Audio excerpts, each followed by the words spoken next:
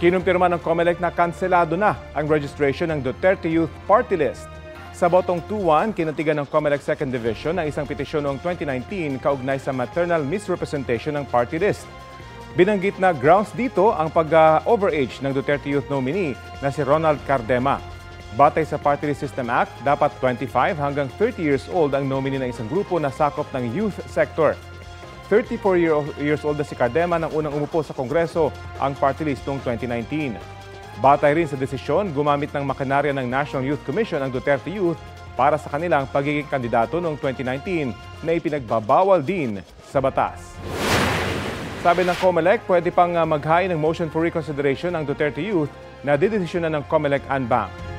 Pumangalawa sa nagdaang eleksyon 2025 ang Duterte Youth pero hindi pa naipoproklama dahil nga sa mga nakabinbing reklamo.